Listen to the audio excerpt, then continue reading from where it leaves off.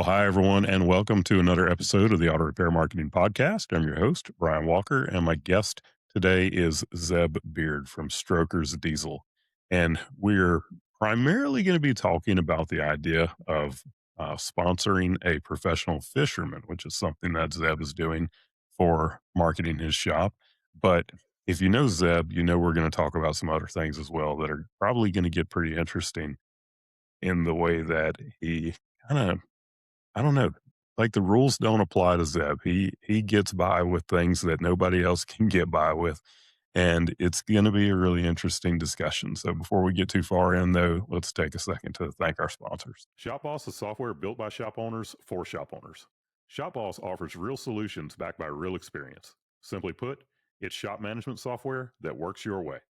When customers are in the lobby and cars are on the lift, you don't have time for a learning curve. That's where ShopBoss comes in, with profit-boosting features that work the way you need them to right out of the box. From built-in DVI to robust customizable reporting, ShopBoss makes everything about running a shop work more smoothly. Plus, with their Boss Pay Payments feature powered by 360 Payments, you can enter the era of totally paperless payments. From text to pay, remote payments, and consumer financing options, to compliance, surcharging, and now even offering PayPal and Venmo options. Everything is built right into ShopBoss. Plus, everything is backed by a fantastic support team with one goal in mind: your success. Be the boss with ShopBoss. Independent auto repair shops, get ready to transform your business with AppFueled.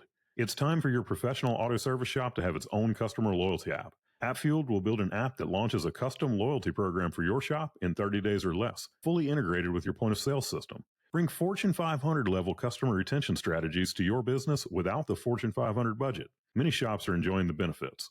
Our app engages your customers with a loyalty ladder, enticing them to climb the next rung, coming back more often and spending more each visit, all with your own app. Build loyalty with your customers to your brand and boost your shop's growth. Get your first app in 30 days or less, all without breaking the bank. Ready to start? Let AppFueled take your business to the next level. Go to appfueled.com or meet founder Jeremy Glasgow and book your complimentary app vision session at appfueled.com/Jeremy.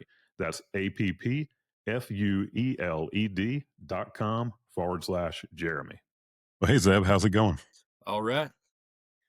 Glad to have you with me today.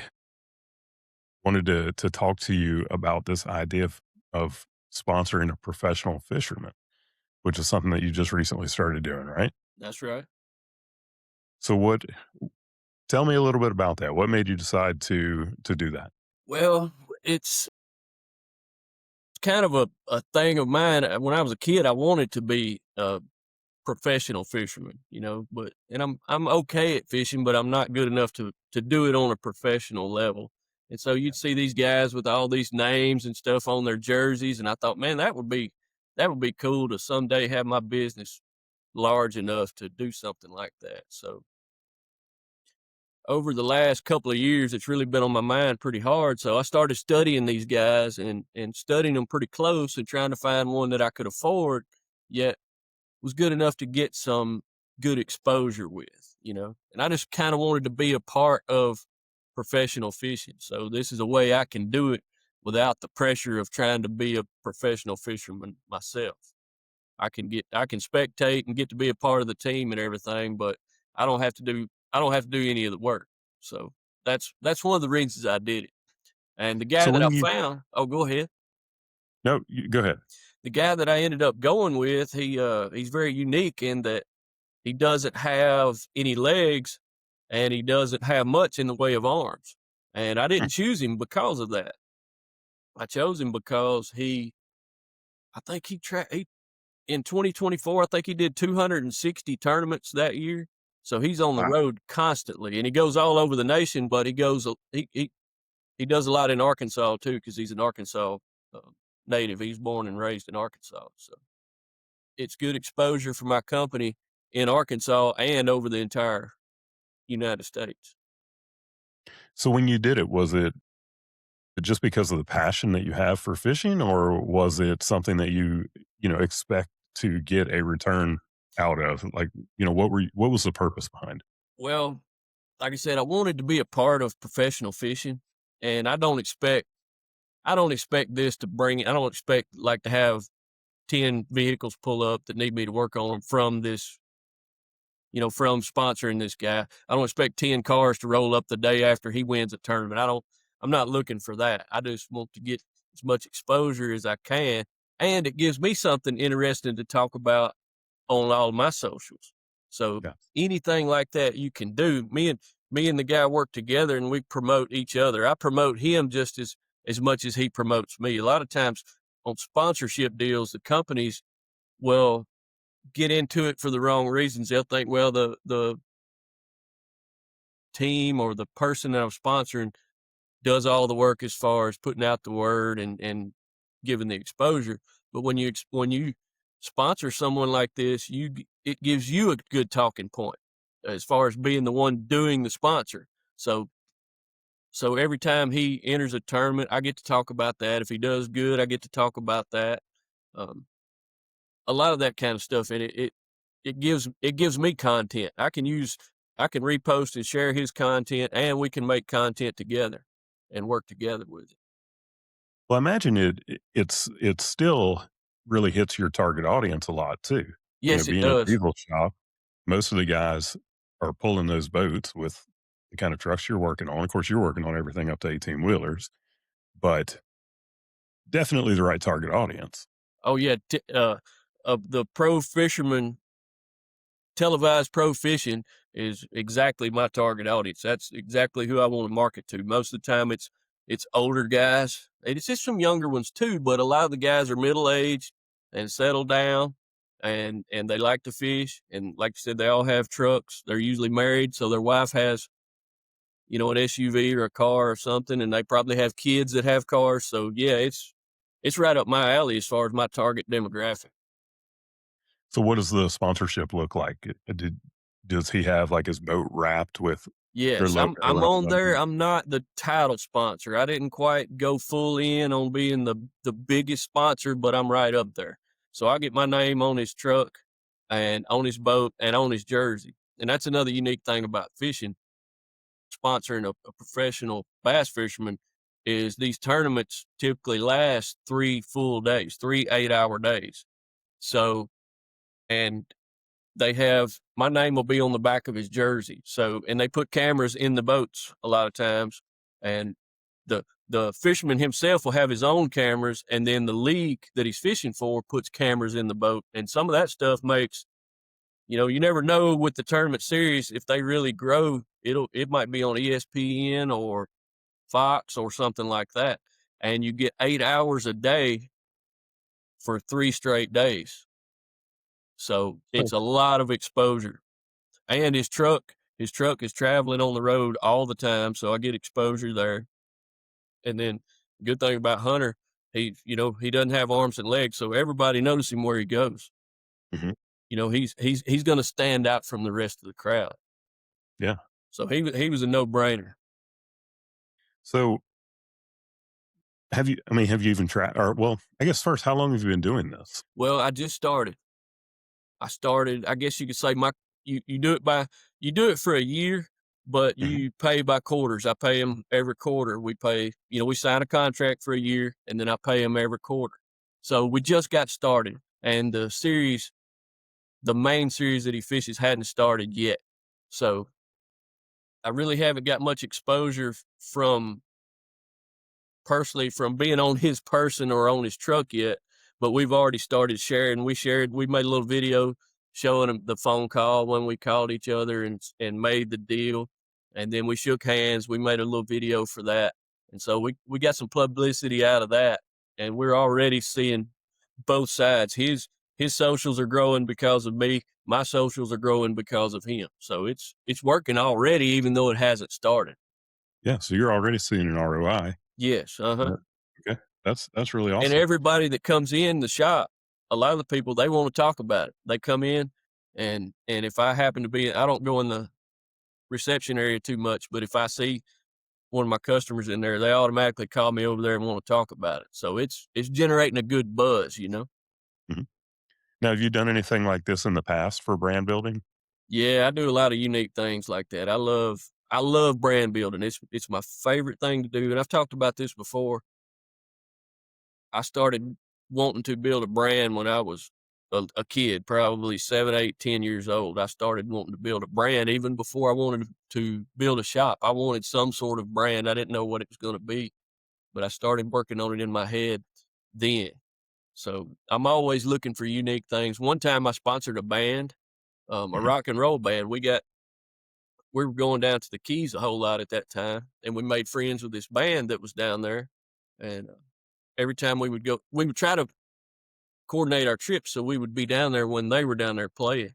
And one thing led to another, and I sponsored their whole trip to Key West one time, and they wore my shirts on stage and gave me some shout outs. Of course, they had a live stream. The bar they were playing in had a live stream, so of course I promoted it and put it out on my socials and got a lot more people to watch it.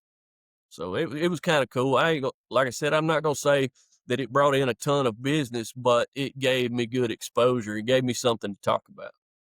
Well, I think people often underestimate brand building because it's not something where you can typically track the return on investment. Right. But I mean, in your case, something's working. I mean, you've built a 64,000 square foot shop. You can See, drive that's an another 18 wheeler in, yeah, turn that's right. around, and drive out. Well, see, that's another secret marketing deal that I made. This building has probably been the greatest piece of marketing that I've ever done. It in itself is a huge advertisement. Everybody's talking about it across the country. I mean, it's known worldwide. Everybody knows what it looks like. They want to talk about it. They talk about it when I'm not around. It always gets brought up. So that was a real good thing for my marketing and my brand building was this building. 'Cause the And is other that building I building came from, it was pretty large too, and every time I would add on to it, I would make a big deal about it. I'd make a lot of social posts about it, and people wanted to talk about it, and so every time I think I added on to it 3 times, and every time I did, it brought my exposure up even more, so when I built this thing, it really did well for that. I haven't been there yet, and I'm gonna make it there. Well, come on, we'd be glad to have you. It it just I've seen pictures, and it has a presence to it. And so is it in a place where it gets a lot of good visibility as well, or do you have to kinda go looking for it? Well, it's on a highway. It's on a highway, but it's not a real major highway here. It's a state highway, and you can see it easily from the highway, but it's not like on a main interstate or something. We Mhm. get If you were going to walk across it, you probably wouldn't have to wait.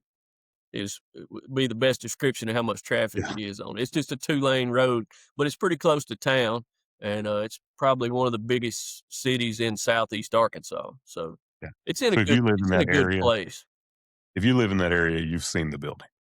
Yes, yes. And do you have big signage and everything? I do. I have 2 signs on it, and I was pretty slow about getting them put up. I should have got them put up right away, but sign on the front, I didn't get it up until, I don't know, we'd probably been here close to a year when I got it up.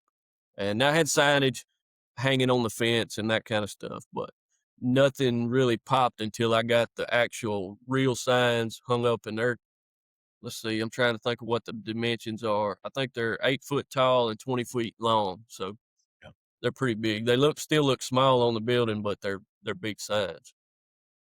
And then you've also taken that branding and put it on T-shirts that are kinda everywhere as well, right? Yeah, people love the shirts, and I've not done a good job on selling those shirts. I need to, which I got shop marketing pros working on that. We're working Mhm. on a website where they'll be available to purchase on the website and stuff like that. I've started working with a graphics company years ago. I can't remember the exact year. I'm wanting to think probably 2016, something like that. I hooked up with this graphics company, and man, they did a fantastic job. They were able to. This is before AI. They were Yeah. able to take the images in my head. I could describe them, and they brought them to life on shirts and banners and that kind of stuff. So that's been a real good thing for my marketing. Everybody wants those shirts. Everybody wants them. And that's been the primary type of marketing that you've done from the beginning, right? Is just kind of grassroots brand building. Not really paid advertising or any of that kind of stuff. No, very, very little of that kind of stuff, and, probably almost none. I'll sponsor rodeo events. I do that because that's my target demographic. I like to sponsor rodeos, and I'll do a few ball teams and stuff like that. And that stuff doesn't bring out a whole lot, but it helps you within the community. The community likes to see that. And so I do that. But back in the early days, I did a few paid ads on Facebook, but they didn't really do anything. But I've come to find out that Facebook pays me really better than I can pay them. So I think right now, I think I'll get about $400 from Facebook this month. I think we kind of started going pretty good. We had the big ice storm, and so I've got a road grader, and the state hired me to. They've done it for the past few years that we've had a big ice storm. They hired me to come out and clear the ice off the state highways because the state highway department's just overworked at that time. So they find privateers with road graders, and you'll sign a contract before the winter season gets there. They want your insurance and all that stuff, and then if it's bad enough, they'll call you. So I got started doing that, and I put out a couple of videos of me doing that and was talking about the road conditions on the roads that I was blading. And Mhm. it kind of took off, and I started hashtagging them road report because I was doing them every day. So that went on for a week, and man, it grew. I think right now we're at 1.7 million views for the month, which is big for me. I Wow. mean, it's not big for a real content creator, but it's pretty big for me. Yeah, that's a lot. So the last day that I was doing that, I said, "Well, this will probably be the final road report. We're about to get all this ice cleared up, and the roads are clean. Everybody's kind of getting back to normal." And so I had all kinds of sad reacts on it, and then even myself, I felt kind of sad about it. I was like, I just need to keep this going. So now I've turned it into a thing. Every day I put out the road report, and that's doing pretty well. It's kind of dropping off after the ice storm left, but it's doing better than my normal stuff. So I got to keep the road report going, and that Mhm. consistency thing. I'll have some bangers. I'll have about one a month. I'll have go pretty high. It'll get quite a few views, but I never was able to put out a video every single day until this road report deal came along, and Yeah. that's very important. And everybody's told me that, all the content creators I'm friends with, and I've heard it on your show many times. You got to be consistent. You got to do it every day, and that's the truth. You got to keep it going, even Yeah. if you don't feel like it. Because I don't feel like it every day. I know if you watch the videos, it seems like I do, but some days I'm having a bad day, and I just really don't want to. I don't want to do it. I don't feel like doing it. I don't want to talk to anybody. I just want to go do my thing. But you gotta just put your game face on, and get in there and do it. Yeah, people think that content creators are just living the easy life, but they don't realize how difficult it is A lot of sometimes work. and to keep the ideas up and then just to, get out there and actually do it. It is. It's a ton of work.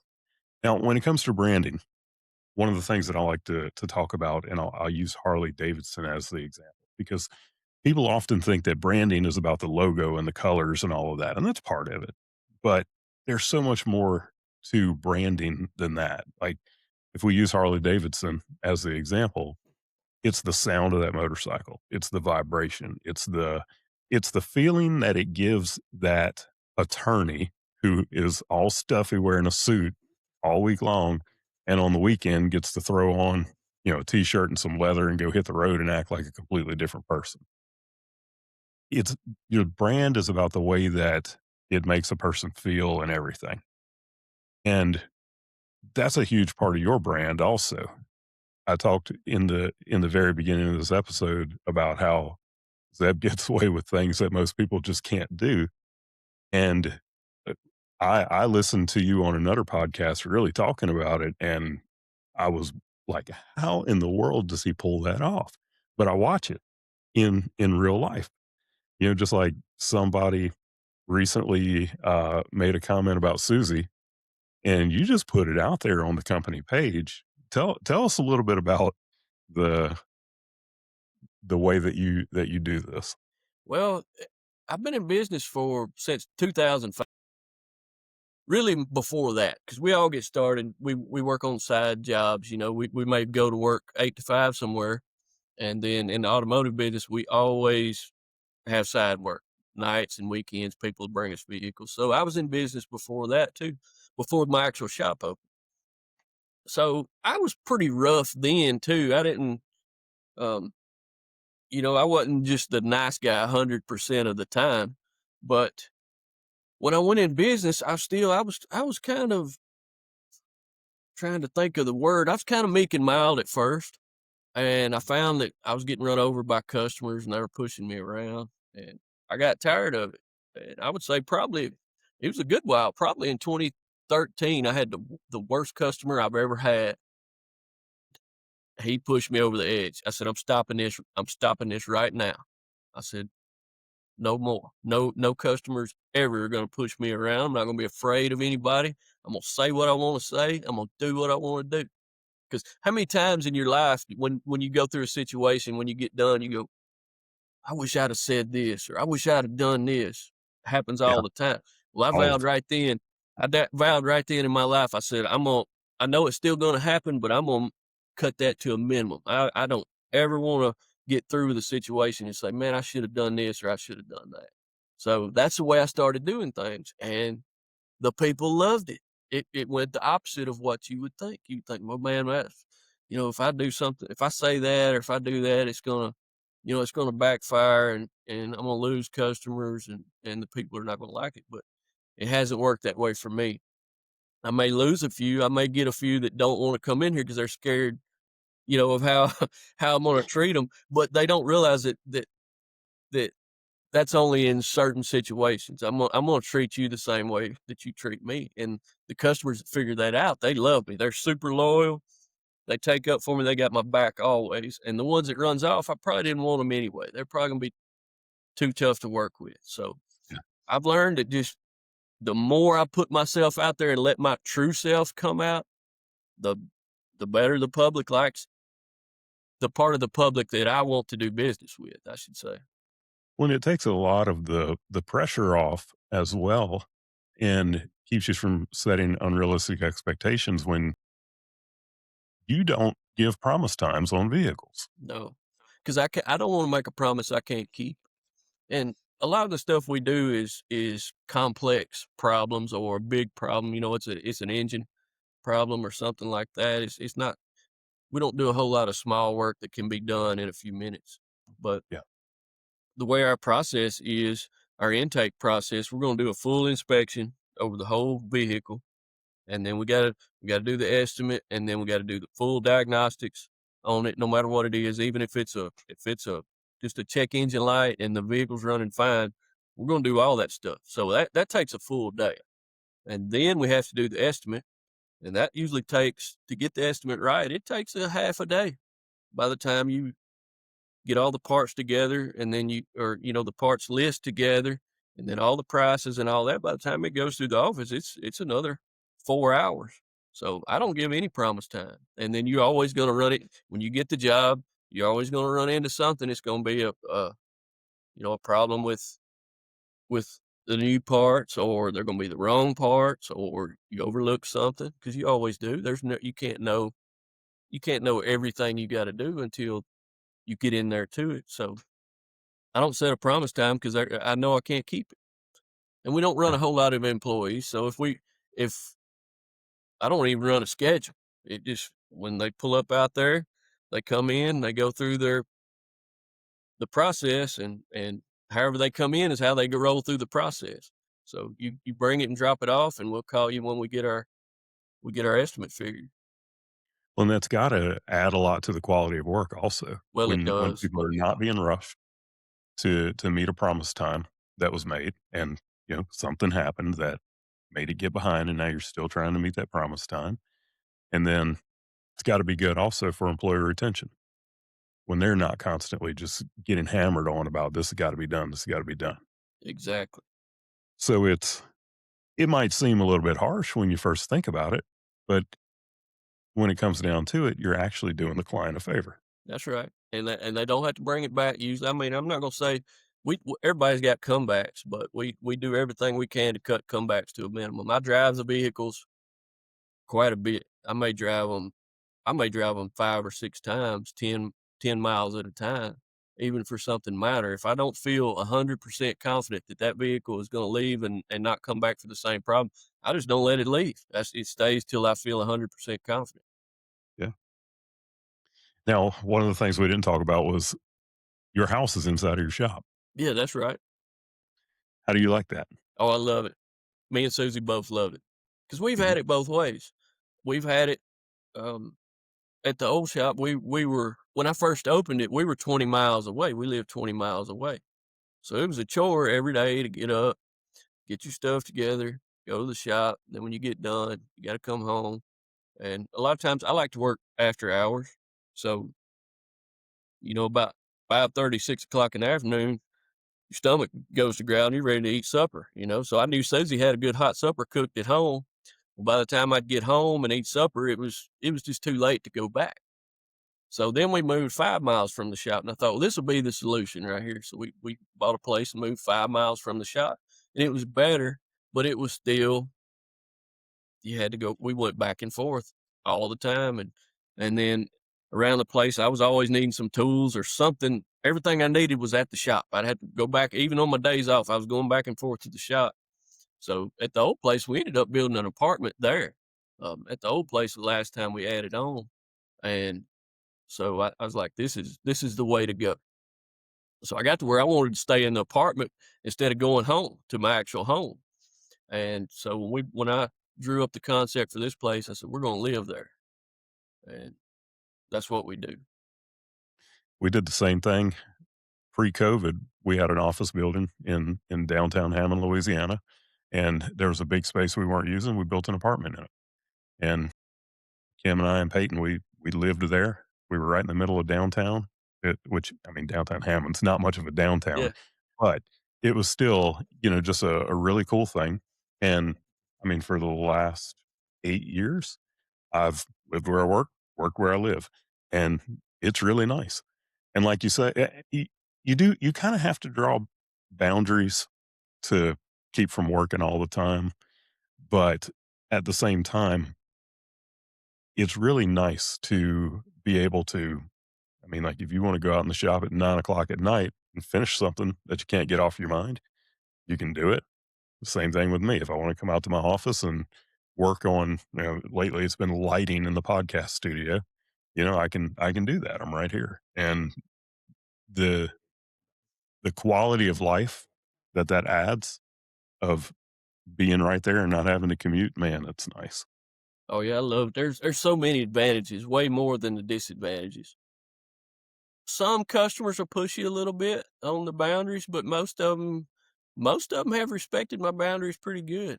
Um, 'Cause I've always worked a lot of times 7 days a week, but I've since I think 2009, I had a perimeter fence. I built a fence around the shop, but it's away from the shop. So the shop is inside the fence away from it. Like it doesn't the fence doesn't come to the building.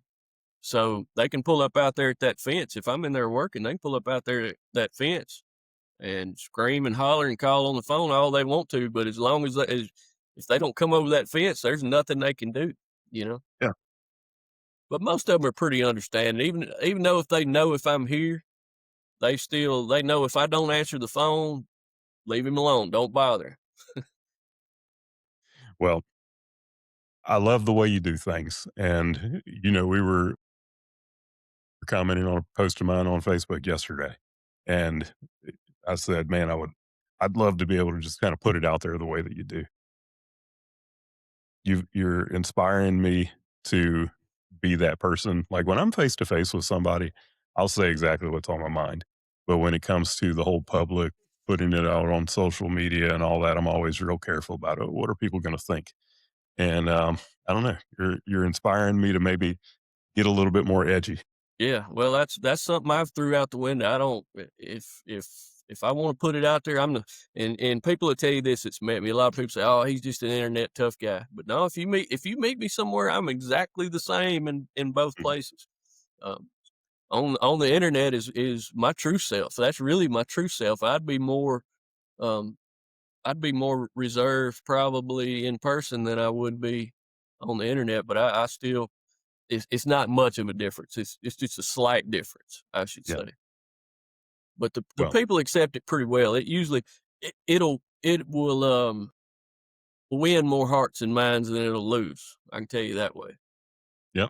Yeah, I've watched it happen. Yep. So, with watching you. Well, Zeb, I appreciate it. This has been a fun episode, and I appreciate you being here. Look, if y'all are at Vision or ASTA, I'm sure you're gonna be probably at both of those Yeah, or yeah, I plan on coming to both of them. Unless some disaster Yep. happens at Vision ASTA, I'm gonna be there if I have to walk there. Yeah. Yep. So But so if you're at these Vision, events, I look think Zeb I up. don't know that I've signed up for my classes or anything yet. I think I've got my hotel room. We'll also be at Tools. Come to Tools. Will you be at Tools? I will Brett's not. Brett's done a fantastic job of that thing, and he's invited me there, so I gotta make sure I go there. And a He lot of my has. We have friends are our up in the company retreat. Northeast, so I gotta come up there to visit them. Yeah. Yeah. Unfortunately, we're gonna miss that one. Oh, okay. 'Cause our company retreat happens that same exact weekend. We already Oh, had the house booked and everything. But, uh but yeah, so if you're at one of these events, look Zeb up, and, again, I appreciate you being on oh with me man, today. I love being on podcasts. I'm up for it anytime. Yeah. Anything else you'd like to say No, I to can't our think of listeners? anything. Okay. All right. Well, thanks to all of you who've listened in today. Remember, we are one of a handful of podcasts on the Automotive Repair Podcast Network. You can find the others at automotiverepairpodcastnetwork.com, as well as a really awesome app to download and be able to listen to all the podcasts. We hope you'll listen in again next week. And until then, go fill those bays.